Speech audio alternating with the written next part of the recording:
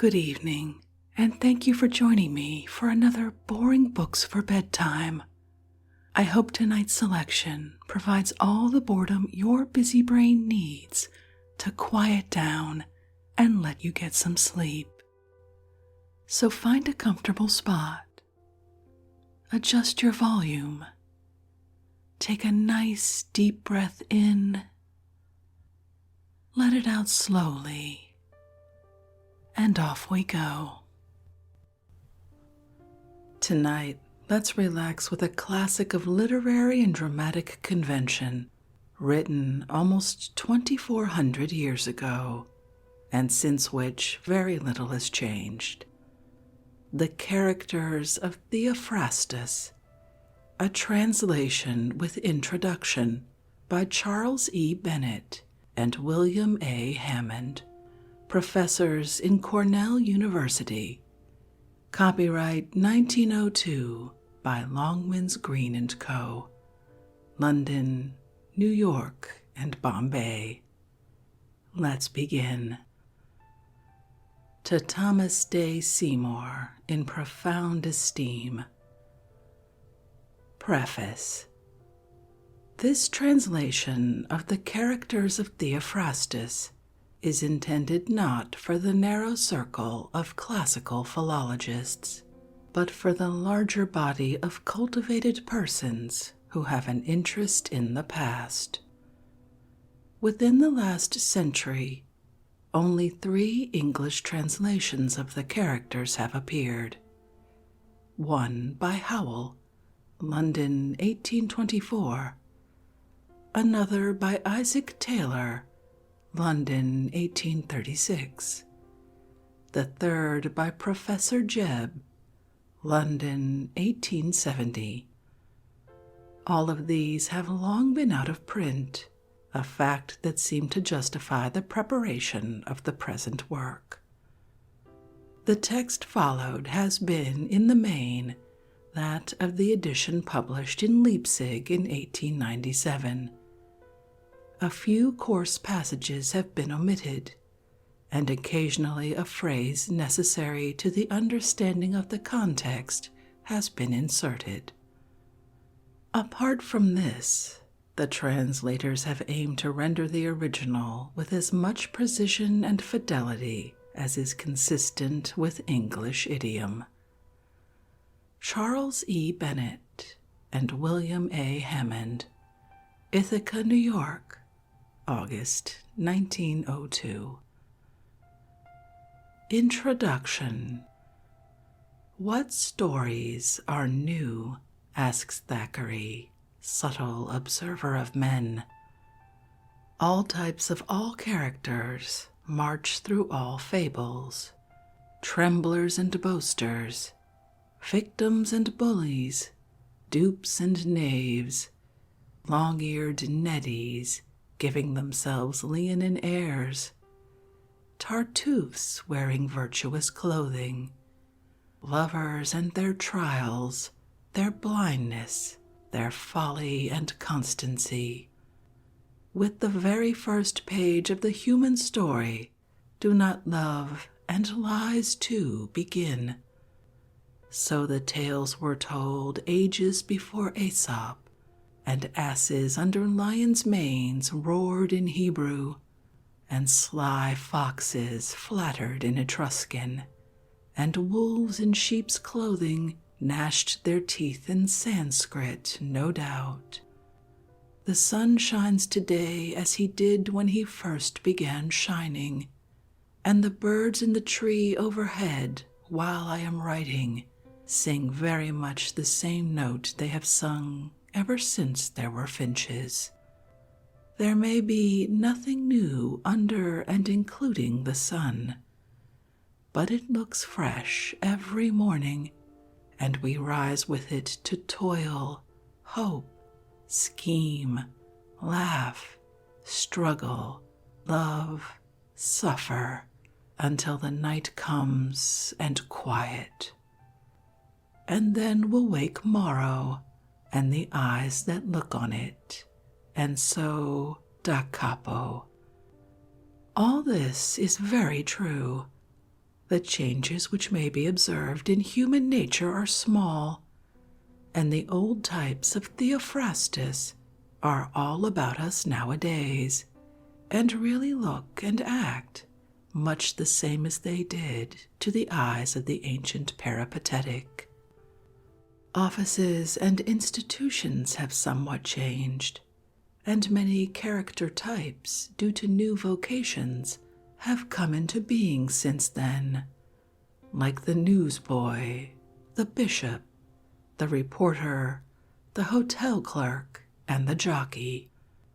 But these are only accidents of civilization, and the peculiarities of office, or the type of professional character, do not touch the vital essence of human nature, although they may modify its expression.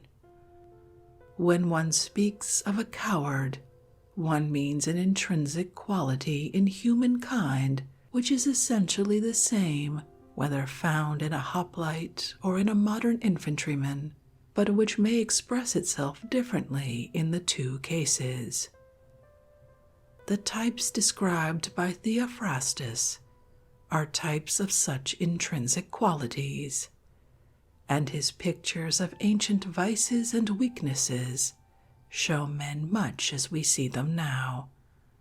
They are not merely types of professions or callings. Apart from slight variations of local coloring and institutions, the descriptions of the old Greek philosopher might apply almost as well to the present inhabitants of London or Boston as to the Athenians of 300 B.C. Then, as now, the flatterer plied his wily trade, indulging in smooth compliment of his hero's person or actions. As he walks with an acquaintance, he says, "Behold, how the eyes of all men are turned upon you. There is not a man in the city who enjoys so much notice as yourself. Yesterday your praises were the talk of the porch, while above 30 men were sitting there together, and the conversation fell upon the topic, 'Who is our noblest citizen?' They all began and ended with your name." If his friend essay a jest, the flatterer laughs and stuffs his sleeve into his mouth, as though he could not contain himself. But the flatterer of old could be subtle too. He buys apples and pears, carries them to his hero's house, and gives them to the children, and in the presence of their father he kisses them, exclaiming, "Chips off the old block." And while his talk is directed to others in the company, his eye is ever fixed upon his hero. Then, as now, there existed the officious man, always over-ready to undertake the impossible or to interfere in the affairs of others. At a banquet, he forces the servants to mix more wine than the guests can drink. If he sees 2 men in a quarrel, he rushes in between, even though he knows neither one. If the doctor leave instructions that no wine be given the patient, he administers just a little on the plea that he wants to set the sufferer right. There existed, of course, then as now, the tactless person who selects a man's busiest hour for a lengthy conference. At a wedding he declaims against womankind, and when a friend has just finished a journey, he invites him to go for a walk. If he happens to be standing by when a slave is flogged, he tells the story of how he once flogged a slave of his, who then went and hanged himself. There was the mean man, too, who if his servant broke a pot or plate, deducted its value from the poor fellow's rations. He permits no one to take a fig from his garden or cross his field, or even to pick up windfalls under his fruit trees. He forbids his wife to lend salt or lamp wicks, or a pinch of cumin, marjoram, or meal, observing that these trifles make a large sum in a year. There was also the thankless man, whose pessimism is so gloomy as to cloud all view of his blessings. When a friend has sent him something from his table, he says to the servant who brings it, "He grudged me a dish of soup and a cup of wine, I suppose, and so couldn't invite me to dinner." If he secures a slave at a bargain after long dickering with the owner, he says, "I imagine I haven't got much at this price." And to the person who brings him the glad tidings that a son is born to him, he retorts, "If you only add, 'and half your fortune's gone,' you'll hit it." Then we have the man who is ostentatious in trivial things. When he has sacrificed an ox, he winds the head and horns with fillets, and nails them up opposite the entrance of his house. When he parades with the cavalry, he gives all his accoutrements to his squire to carry home, and throwing back his mantle, stalks proudly about the marketplace in his spurs. When he's master of the prytany, he craves the privilege of announcing to the people the result of the sacrifice, and as soon as he has delivered to the people the momentous intelligence that the sacrifice has resulted well, he hies him home and recounts his triumph to his wife in an ecstasy of joy. The foregoing are but illustrations of the happy skill with which Theophrastus has delineated a number of character types, which are as universal as human nature and know no limits of age or of country. Here and there we meet a type in the Greek for which we have no exact counterpart in our customary modes of thought. Such a type may be seen in Theophrastus's The Disagreeable Man, a person who seems a sort of general nuisance with a touch of the bore and the braggart.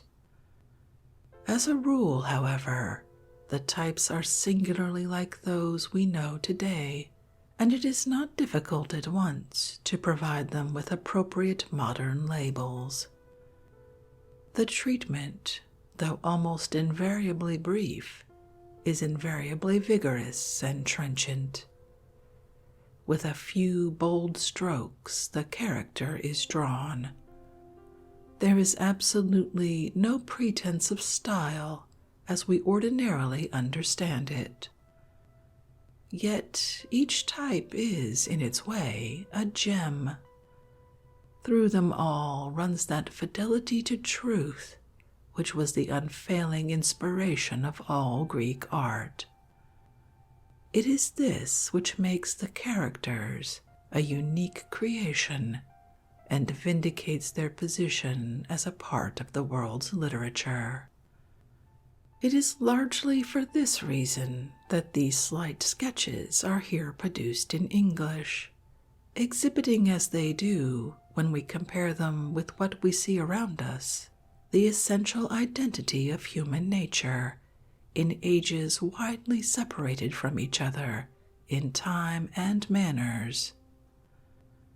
There is, furthermore, an accidental interest in the work of Theophrastus, due to the fact that it is the first recorded attempt at systematic character writing.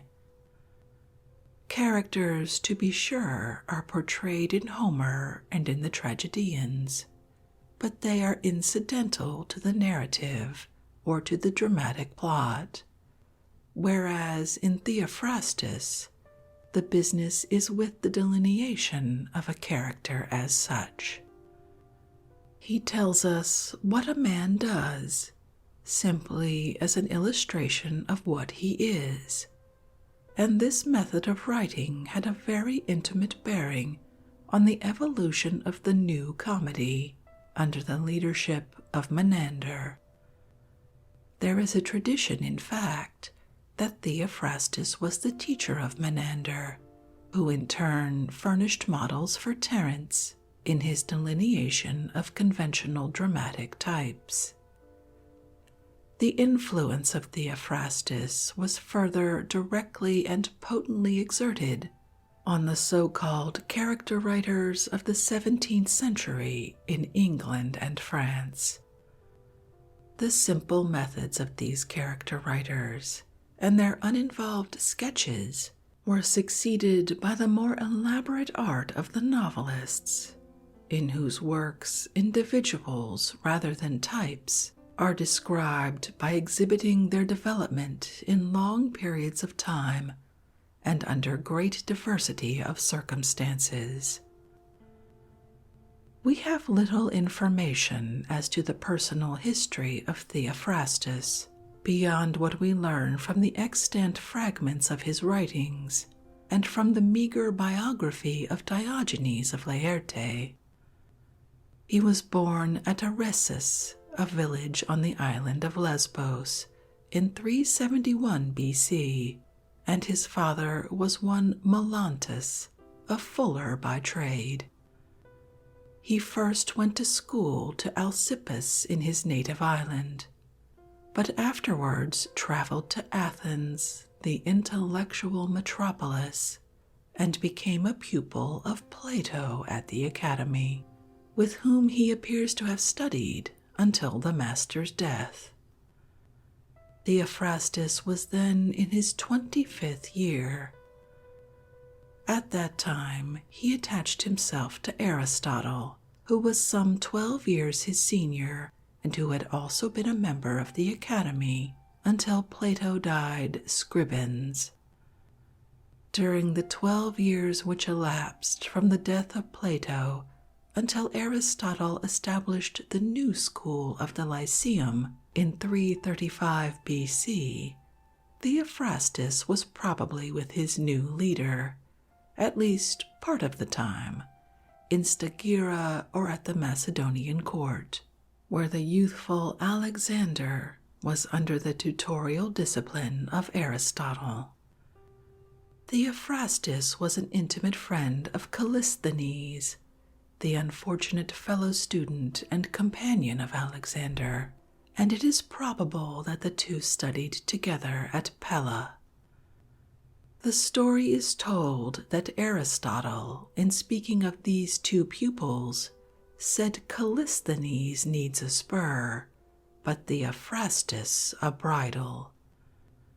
Many years later, when Aristotle was dead and Cassander had gained control of Alexander's throne, Theophrastus was invited to an office at the court where he had spent his student days, and Ptolemy Soter, Cassander's political ally, sent him an invitation to the court of Egypt.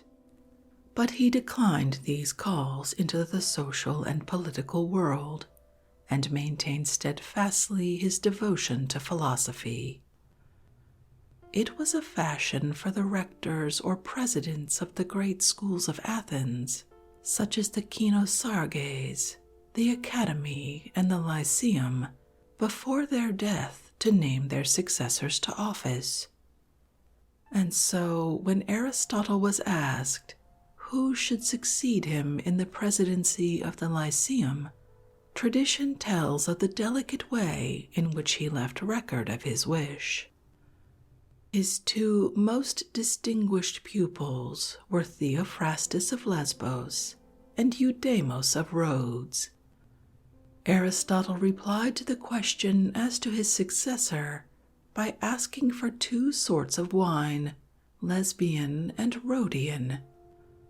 After tasting of them, he said, "They are both excellent, but the Lesbian is the sweeter." Thereby it was known that he had decided in favor of Theophrastus, who on the death of Aristotle in 322 BC succeeded to the presidency of the Lyceum, over which he continued to preside for 35 years. His administration was one of almost unparalleled success. Diogenes Laertius reports that 2,000 students thronged to him. Although not born at Athens, he was one of the most popular and beloved members of that somewhat exclusive community. This is illustrated by the story of Agonides, who preferred against him a charge of atheism, a charge similar to that which brought Socrates to martyrdom and drove Aristotle into exile and caused his early death. But instead of injuring Theophrastus, Agonides narrowly escaped paying a fine for his folly. Among his contemporaries, Theophrastus was a great personal force by reason of his amiable character, his charities and lavish benefactions, the amenity of his manners, his great erudition, and gifts of oratory.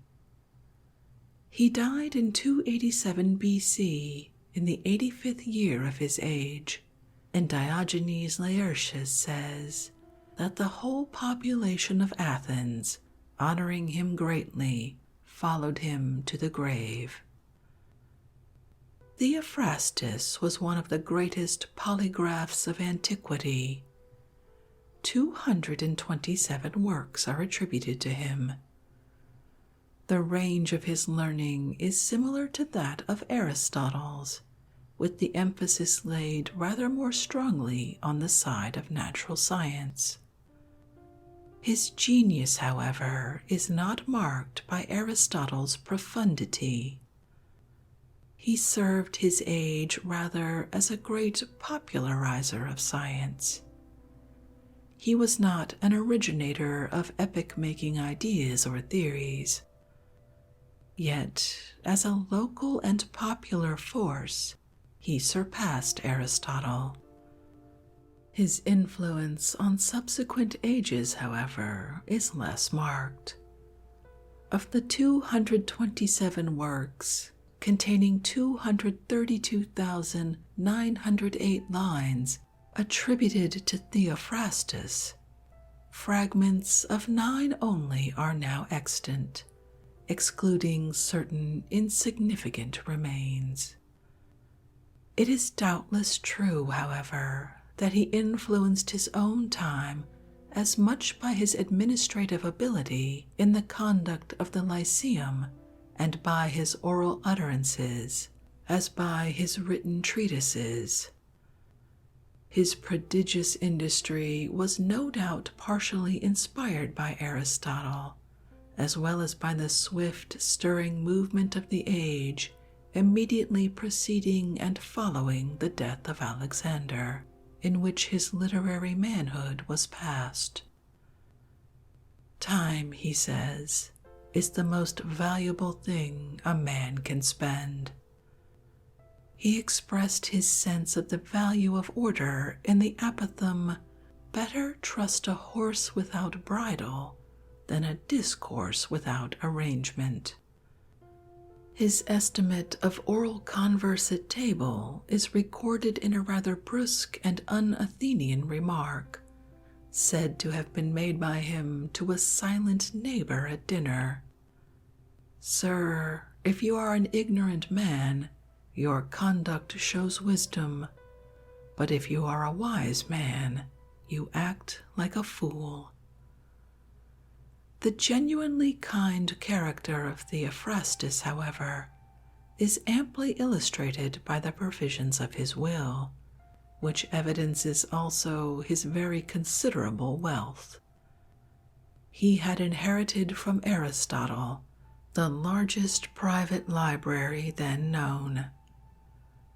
This library, to which he had himself made notable additions, he bequeathed to Neleus, his nephew, Theophrastus having never married, and by Neleus it was taken to Asia Minor, where it was hidden in a cellar to avoid the rapacity of the agents of the Attalid dynasty, who were seizing all available books for the royal library at Pergamon. And hereby hangs the curious old story of the loss of Aristotle's works for 150 years, until they were rediscovered worm-eaten in the cellar of Neleus at Skepsis. A museum, a temple of the Muses, had been built by Theophrastus as the home of the Lyceum.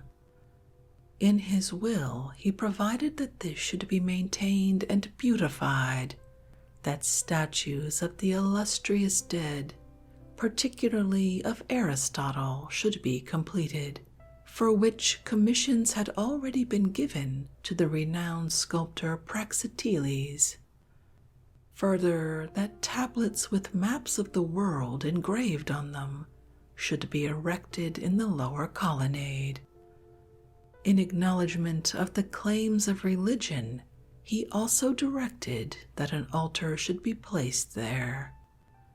He devised the garden, promenade, and houses adjoining the garden to the joint control of Hipparchus, Neleus, Strato, and their successors as a trust, enjoining that a school of philosophy should be maintained in them, and that the property should never be alienated from this purpose, nor claimed as private possession. After piously making provision for certain friends and the support of faithful attendants, he further directed that he should be buried in the school garden without unnecessary expense or ceremony. Theophrastus is more generally known for his character sketches than for his scientific work, although his treatises on botany represented the highest attainments made by science in that field during antiquity and the Middle Ages. The treatise here translated sets forth 30 types of character striking to the Greek mind. They are probably a fragment or extract made by some epitomator from a larger treatise which was suggested by the abstract ethical analyses of Aristotle, as exhibited in the Nicomachean Ethics, and by the concrete dramatic representations of the New Comedy. The stage suggests the form, and Aristotle's treatise the content. They represent moral and social defects and weaknesses, though not revolting vices, but they do this in a mimetic way by exhibiting persons as acting or speaking. Theophrastus was a contemporary of Philemon and Menander, and his life was spent in the era of the revival of comedy and the elaboration of current moral types for humorous presentation on the stage. So the characters of Theophrastus are, as it were, dramatis personae of his time. He shows us how a given type of man speaks and acts. The dramatization of his characters would require scarcely anything more than stage setting. His portrayal is not satire, but imitation, not caricature, but realistic delineation from life. Moreover, this description of generic types, rather than of individuals, belongs to the literary fashion of his age. Looked at from this mimetic point of view, the characters of Theophrastus are historically all the more important because our knowledge of Menander, the 10th muse, is so meager, resting as it does upon scanty Greek fragments and a few Latin adaptations. These 30 sketches at the beginning of the post-classical age do not represent, properly speaking, vices, and yet they were vices to the mind of the Greek, who measured his morality largely by the canons of good form. Any violation of good taste or breach of courtesy was morally vicious. The disposition was to maintain in close unity the natures of beauty and goodness. Moderns discriminate sharply between the aesthetic and the moral. The social virtues of gentle breeding and the graces of politeness toward their fellow men had for the classical Greeks an ethical nature, as is witnessed in Aristotle's Ethics. Manners and morals were not sundered. What we call a social weakness or defect or boorish crudity, Theophrastus called a vice. It is necessary to bear this in mind when one reads the moral characters, as they are called in the Greek title. Amongst these characters there are no virtues, and one may ask, why is it that in his portrayal of types, Theophrastus has altogether omitted any description of good men? The answer is not to be found in the supposition that such characters were originally included in the work, but have since perished. The real ground for the omission is probably to be discovered in the nature of the conditions under which Theophrastus wrote. These, as we have already indicated, were closely connected with the development of the new comedy. The portrayal of a good character may be edifying and may serve the conditions of tragedy, but it does not suit the purposes or surroundings of the comic stage, where the ludicrous elements of weak, eccentric, or faulty personalities are the materials employed. The aim of Theophrastus is both to amuse and to instruct, but his instruction is given by exposing to ridicule certain faults which he elevates into the striking tangibility of concrete character. The serious dignity and excellence of the good man, while it may suit the heroic conditions of the epic, the grave purpose of tragedy, or the aims of moral allegory, offers no material for such sketches as these. Theophrastus has no concern either with the grossly immoral or with the helplessly weak. The former awaken only disgust and hate, while the latter stir only feelings of pity, and neither of these emotions can be kept active in the true art of comedy. Rightly speaking, the art of Theophrastus has to do only with folly or with such eccentricities and weaknesses as have a humorous aspect, and it is only moral imperfections of this sort that we actually find in the characters. As to the serious function of instruction, which Theophrastus no doubt aims to combine with that of entertainment, there is no more skillful mode of inducing moral betterment than the discovery and exposure of the ludicrous. Most men would rather incur the charge of immorality than be exposed to the belittling laugh or derision of a community. They would rather be rogues than fools.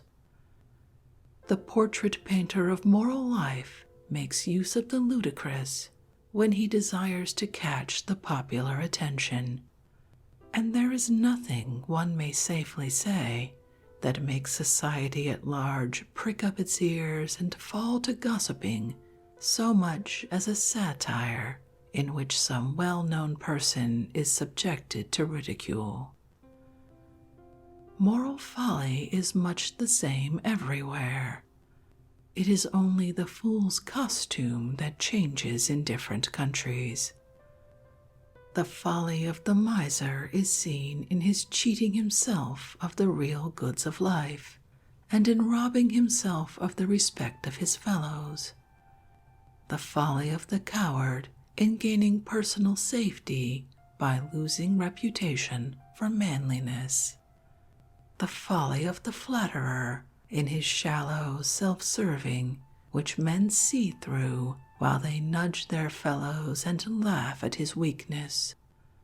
The folly of the vain man in the way in which he assumes impressive proportions to his own magnifying eye, while to others his personality looks as small as it is.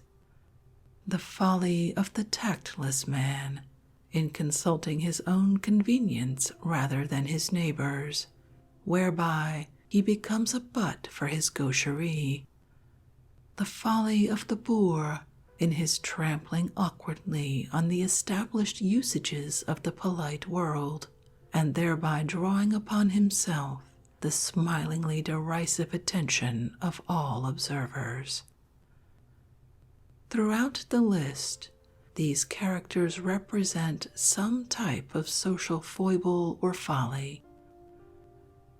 In regard to the literary art of Theophrastus, as exhibited in these sketches, it must be looked at from the standpoint of an innovation in Greek letters. It is rare that any man both begins and perfects an art. There is nothing in the world so interesting as a character, but there is also nothing that is so difficult to portray briefly. Theophrastus was an acute observer, and he was a plain realist. His art consists in the truthfulness of his vision and in the direct simplicity with which he gives it expression. He does not seek to create a laugh by exaggeration or by the trick of a ludicrous situation that has no moral significance. His art is not possible without wit, keenness, and fineness of feeling. There is no exhibition of the satirist's lash, but his criticism is made with that geniality which is more telling than the severest invective. These are not individual portraits. They lack, therefore, the detailed finish of such a portrait, as is given in the much elaborated modern novel, with its varied facilities for exhibiting the individuality of one or several persons. On the contrary, these are merely outline sketches, as Theophrastus himself calls them, and are descriptive of a class, not of an individual. A simple line, however, does not constitute a sketch. To exhibit a character, the sketch must not only be clear, but complete. The coward, for example, is sketched in his fear at sea, where his timid imagination invents dangers, and he wishes to be put ashore. He is sketched on the field of battle, where he tries to impress his comrades by a courage that he does not feel, but when he hears the shouts of war and sees the soldiers fall, he shrinks faint-hearted to his tent, and there searches for the sword he has himself hid. And again, when the danger is over, he resumes his bold exterior and proclaims his daring rescue of a comrade. We have here a pictorial sketch, which, with its life and action, appeals to the reader's eye. The coward is shown from various points of view, always in new lights, but he is always the coward. The canons of this species of literary art may be summarized as follows. 1. Faithfulness to reality. The character must be an accurate report of nature and not a caricature. It must be executed in the spirit of realism. 2. Brevity. It must be slight and swift, essentially of the nature of a sketch. 3. Humor. It must have the sprightliness of statement that amuses while it instructs. 4. Type. It must be illustrative of a generic or typical fault. In other words, the character must give embodiment to some fault that touches human nature in an essential and universal way. 5. Concreteness. The fault as an abstraction must be translated by the artist's power into a concrete, personal form. The foible must be revealed in a genre picture of a living personality. Since Theophrastus, this form of character writing has been cultivated at various times, but it flourished most amongst the minor essayists of the 17th century. It is of too slight a nature in itself to make a serious impression on any literary epoch. It suited, however, the temper of the 17th century, as the sprightly essay possessing no serious depth and aiming to touch life at many points. The chief imitators of Theophrastus and exponents of character writing at this time were Bishop Hall, Bishop Earle, Sir Thomas Overbury, Nicholas Breton, Samuel Butler, and La Bruyere. Bishop Hall, contrary to the example of Theophrastus, includes virtues as well as vices in his book entitled Characters of Virtues and Vices, London, 1608. In the general structure of his composition, he follows the model of Theophrastus closely. In the description of vices, however, he is much more entertaining than in his sketches of virtues, which are rather homilies, and as the panegyrics of a tedious preacher provoke one to yawn. Virtue is not fitting material for this species of writing. The brilliant but ill-starred Sir Thomas Overbury, in his Characters, or witty descriptions of the properties of sundry persons, London, 1614, departs from the usage of Theophrastus in depicting, for the most part, amusing accidents of character and humorous peculiarities of trades and professions. Bishop Earle, on the other hand, in his Microcosmography, confined his character delineation to mores hominum, to ethical types of men, in a spirit similar to that of his Greek model. The best known of all the imitators of Theophrastus, if he can be called an imitator at all, is La Bruyere, in his Les Caractères ou les Mœurs de ce siècle, Paris, 1688. The characters of La Bruyere are really satires on certain thinly disguised contemporaries of his own, and are executed in a spirited method totally different from that of Theophrastus, but to which a translation of the characters of Theophrastus is added.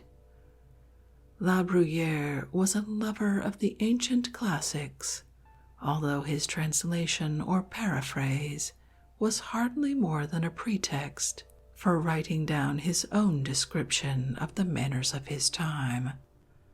It furnished him, perhaps, the first suggestion and the first impulse to the portrayal of the vices and weaknesses of his contemporaries on a much larger scale than Theophrastus had attempted. The Characters of Theophrastus. Epistle Dedicatory. Theophrastus to Polycles. Many a time ere now I have stopped to think and wonder, I fancy the marvel will never grow less, why it is that we Greeks are not all one in character, for we have the same climate throughout the country, and our people enjoy the same education.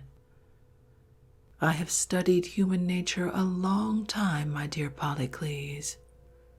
I have conversed with many men of diverse characters, and have been at great pains to observe both good and bad. I have fancied, therefore, I ought to set down in writing how men live and act. I shall describe their characters, each after its kind, and show you their besetting weaknesses. I dare say, Polycles, our children will be the better if we leave them memorials of this sort, and as they study these patterns of good and ill, they will elect, I think, to live and hold communion with men of the highest type. In this way, they will strive to maintain the level of the highest. I turn now to my task. Yours it is to follow me and see if what I say is true. I begin my book with a description of the dissembler, omitting any preface and details about the word. And first of all, I shall lay down a definition of dissembling, and with this in view shall describe the dissembler in his character and manner of life, exhibiting in such clearness as I can his various traits. Character 1. The dissembler. Dissembling, generally speaking, is an affectation, whether in word or action, intended to make things seem other than they really are. The dissembler is a man, for instance, who accosts his enemies and engages readily in talk with them to show that he bears no grudge, and who praises to their faces the very men he slanders behind their backs. And when these lose a suit at court, he professes sympathy for their misfortune. When men malign him, or the opposition's loud, he is ever ready with forgiveness. When others have suffered such ill treatment as to have just cause for indignation, his comments on their wrongs are couched in non-committal terms. And when a man is anxious to have an interview with him, he bids him come again, pretending that he has just reached home, that the hour is late, or that his health is too feeble to bear the strain. He never admits anything he is doing, but at most will say that he is considering it. When a friend would borrow of him, or would solicit his contribution, he says, "Business is dreadfully dull," though at other times, when business is really dull, he reports a thriving trade. If he has received a bit of news, he will not admit that he has heard it, and when he has witnessed an occurrence, he will not admit he has seen it, or if he does admit it, he protests he can't recall it. And of one matter he says he will examine it, of another that he doesn't know, of others that he is amazed, of yet others that he had thought of that himself before. In short, he is a master of phrases like these: "I can't believe it," "I fail to comprehend," "I'm dumbfounded," "By your account, the fellow has become a different man," "He certainly didn't tell me that," "The thing's improbable," "I'm at a loss how I can either doubt your story or condemn my friend, but see whether you're not too credulous." Character 2. The flatterer.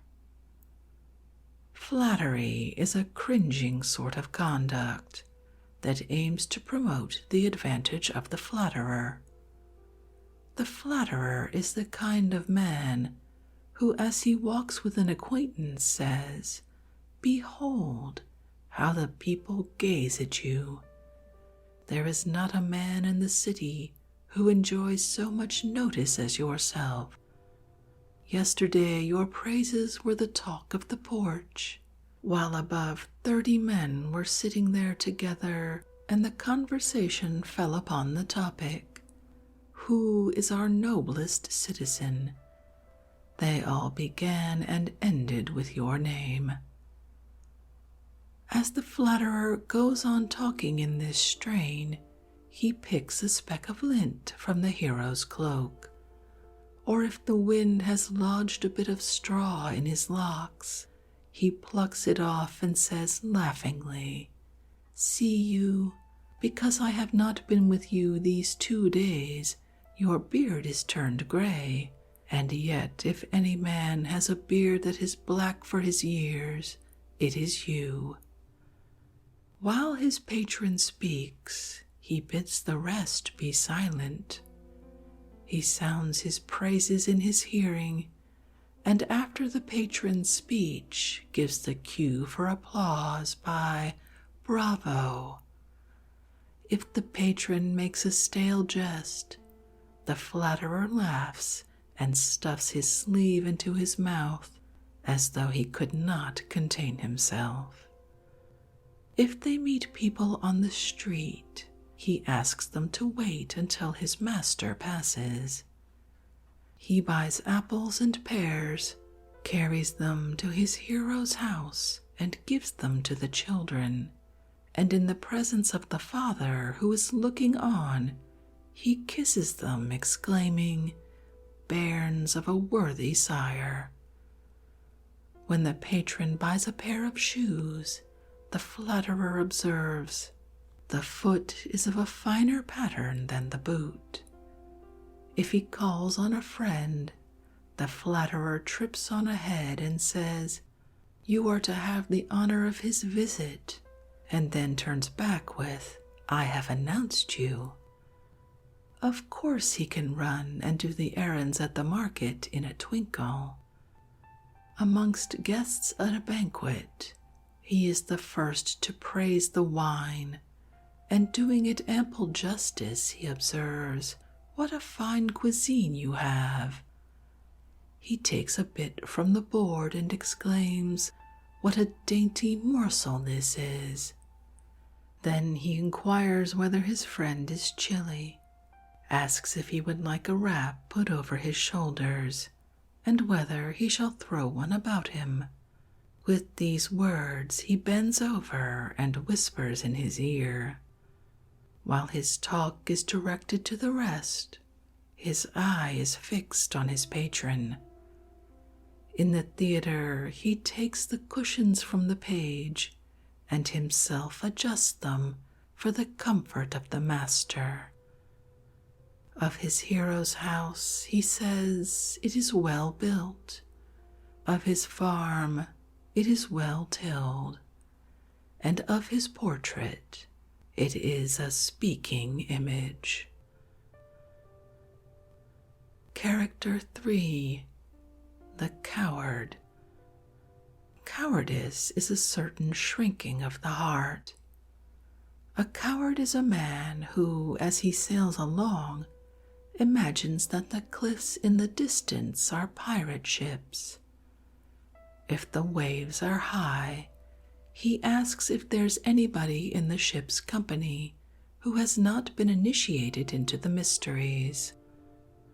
He bends over toward the helmsman and inquires whether he intends to keep to the high sea, and what he thinks of the weather, and to his companion says that he is in terror in consequence of a dream he has had, and he takes off his tunic and gives it to his slave, and begs to be set on shore.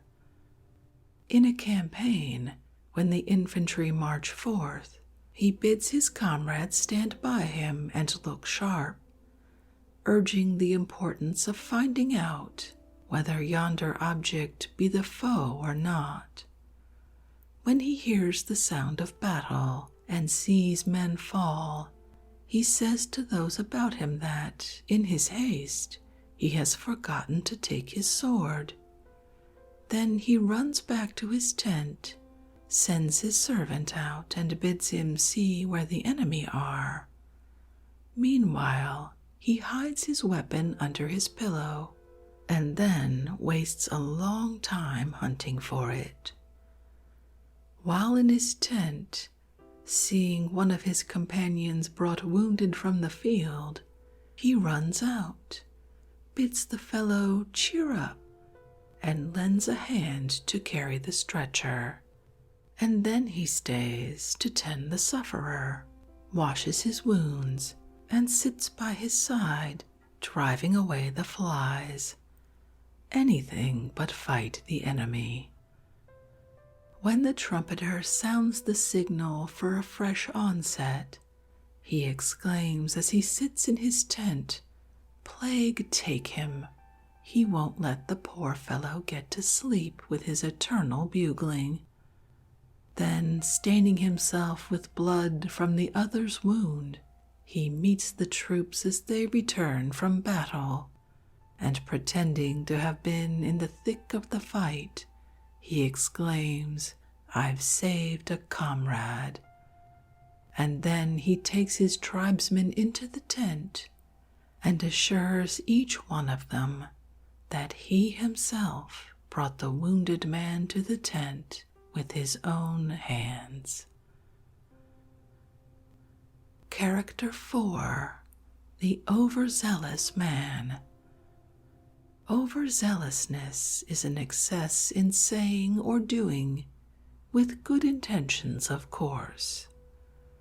The overzealous man is one who gets up in public and engages to do things which he cannot perform. In cases where no doubt exists in the mind of anyone else, he raises some objection, only to be refuted. At a banquet, he forces the servants to mix more wine than the guests can drink.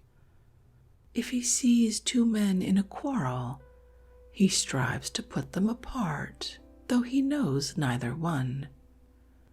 Leaving the main road, he leads his friends upon a bypath, and presently cannot find his way.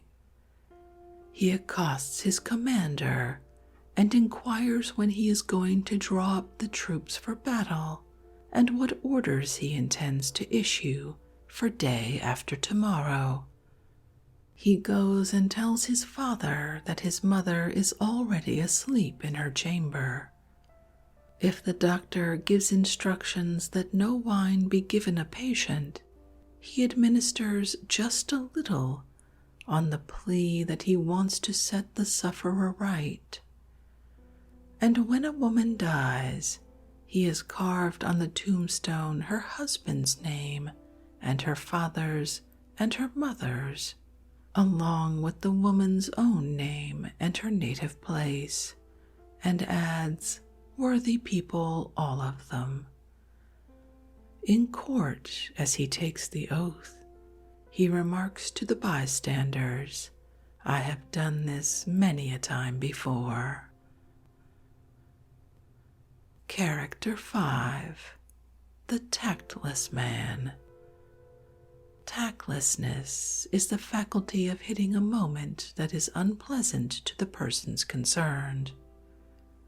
The tactless man is the sort of person who selects a man's busy hour to go and confer with him.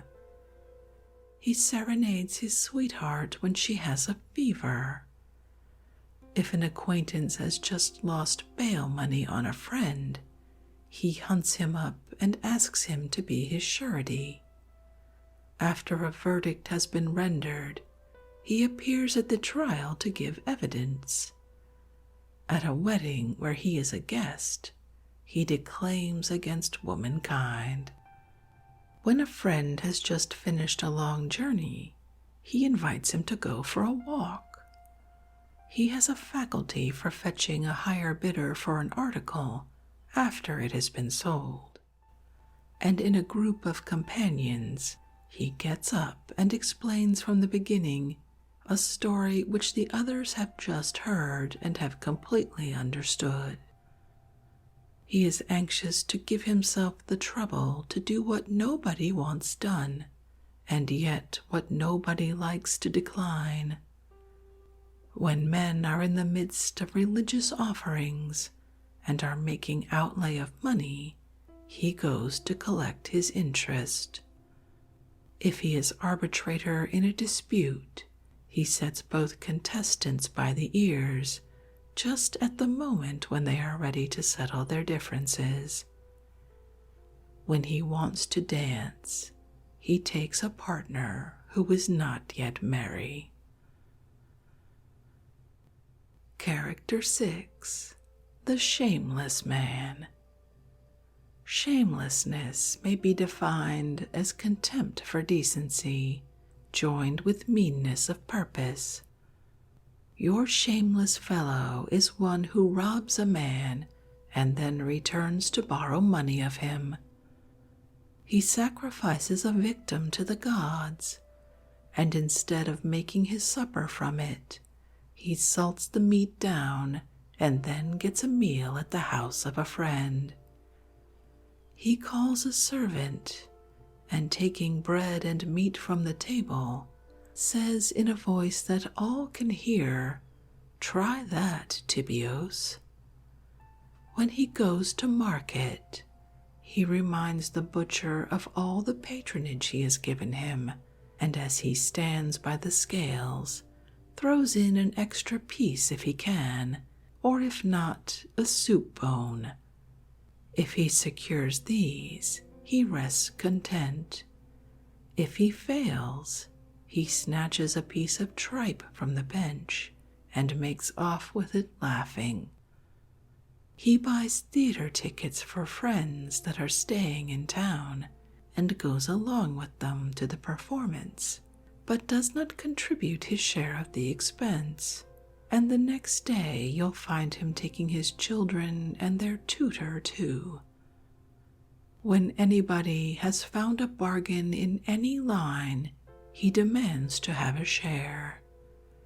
He goes to the neighbors and borrows barley, or sometimes even bran, and actually endeavors to make those who lend him these articles deliver them at his house.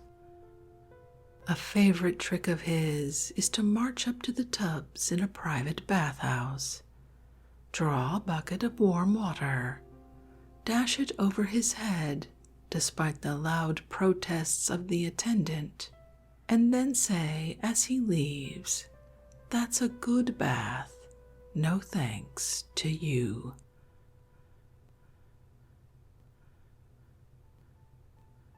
And that seems as good a place as any to end this evening's reading from the characters of Theophrastus. I'm a little bit in love with this book, which I've never read before, and I can't wait to read the other 24. If you'd like to read this work for yourself, as always, you'll find a link to a free ebook from Project Gutenberg in the show description. The description also includes links to ways you can support this podcast and keep it ad-free, including becoming a member of our Patreon, where you'll get exclusive episodes heard nowhere else, or by dropping us a one-time tip via buymeacoffee.com, no subscription required. I hope you'll take a moment to check them out, and thank you so much to everyone who's done so far. Your support really means a lot. I'm so glad you could join me for this evening's reading. Until our next boring book, good night.